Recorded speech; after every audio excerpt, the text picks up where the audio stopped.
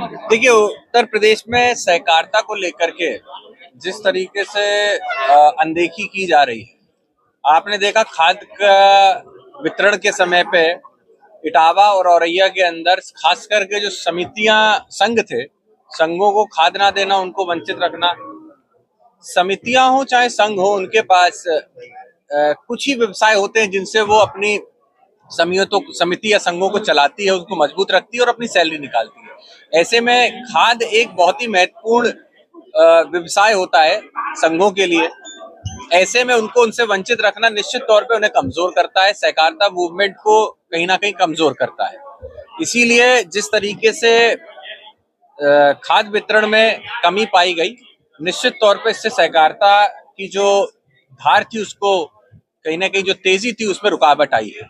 इसलिए आने वाले समय में हम लोग इस बात को निश्चित तौर पे सरकार के समक्ष, विधानसभा हो या लोकसभा हो, उसके जरूर रखेंगे कि संघ हो या समिति हो, इन सबको खाद वितरण या इन व्यवसायों से वंचित ना रखा जाए। ये जिस तरीके से अभी आयव्यय की बैठक आज थी और अपने यहाँ पिछले दिनों बैंक में घोटाला सामने, आप बैंक को किस तरीके से प्रगति की ओर ले जाने की तैयारी? देखिए, आज बैंक की वार्षिक सामान्य इकाई की बैठक थी, हर साल रहती है और हम लोगों को करनी होती है।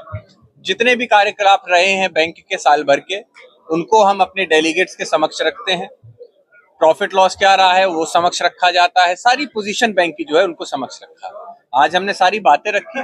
निश्चित तौर पे बड़ा एक घोटाला, एक घटना सामने आई थी, पूर्व में उसकी कार्रवाई हुई, पुलिस प्रशासन की जांच हुई, एफआईआरें हुई, उसमें कई सारे बैंक के कर्मचारी लिप्त भी पाए गए और उनको अरेस्ट भी हुआ। हम लोगों ने, बैंक ने, मैं एक अध्यक्ष के रूप में और मेरी पूरी प्रबंध समिति ने सरकार को पूरी तरीके से इस बात का भरोसा दिया है कि जैसी भी कार्रवाई वो करेंगे उसमें हमारा पूरा सहयोग होगा।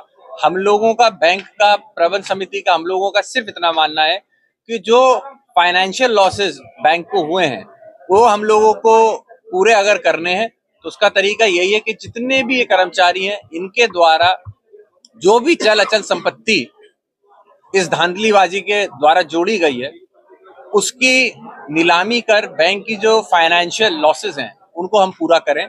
उसके लिए मैंने एसएसपी साहब से भी, प्रशासन से भी लगातार मांग की है। सरकार उत्तर प्रदेश की कहने के लिए कि हम जो बेईमान है उनको सजा देंगे, कहती तो है, लेकिन आज साल भर होने को आ गया है, वो कर्मचारी बैंक में ही है, वो कर्मचारी जेल में है। लगातार कोर्ट की केसेस पड़ती है उनकी बेल के लिए, लेकिन हम लोग लगातार दबाव दे रहे हैं कि उनको बेल ना दी जाए, क्योंकि अगर बेल दी जाएगी तो आने वाले समय में ये एक उदाहरण बन जाएगा, लोग और करने लगेंगे। इसीलिए हम लोगों ने अनुरोध सरकार से ये किया है कि जल्द से जल्द इनकी जमीनों को जब्त किया जाए, सीज किया जाए और हमारी जो फाइनेंशियल लॉसेज है उनको पूरा किया जाए। लेकिन सरकार इसमें पता नहीं क्यों देरी करती जा रही है। और भी कर्मचारी ऐसे हैं जो अभी लिप्त हैं, जांच में अभी सामने नहीं आए हैं। अभी तक की जो जांच है उसमें पूरी तरीके से जितने भी लोगों के नाम पाए गए, जितने भी हमारे कर्मचारियों के आईडी से लेके जो भी पाई गई थी, उन सभी को पुलिस ने अपनी हिरासत में लिया है। उनके कर्मचारियों द्वारा जो जुड़े हुए और ट्रैक्स थे, लोगों के, परिवार के भी थे, बैंक के भी थे, अन्य उनके जानने वाले लोग थे, उन सबको भी कहीं ना कहीं ट्रैक कर पुलिस पकड़ रही है और पकड़ा भी है। अभी पिछले दिनों आयकर विभाग की टीम भी आई थी, पता चला बैंक से यहाँ का इनकम टैक्स जमा नहीं हुआ है। एक साल का इनकम टैक्स जमा किसी वजह से, क्योंकि एक फॉर्म था जिसकी वजह से हम लोग उसको जमा नहीं कर पाए थे, 21-22 का है वो। हालांकि उसके बाद के हमारे सारे इनकम टैक्स जमा हुए हैं, तो वो एक क्लरिकल मिस्टेक है उसकी, लेकिन जिम्मेदारी बैंक ने ली है और बोला भी है कि उसको शीघ्र ही हम लोग कंप्लीट करके देंगे। तो वो एक कहीं ना कहीं एक क्लरिकल मिस्टेक थी, इसकी वजह से ये हुआ है, उसको भी हम लोग पूर्ण करेंगे और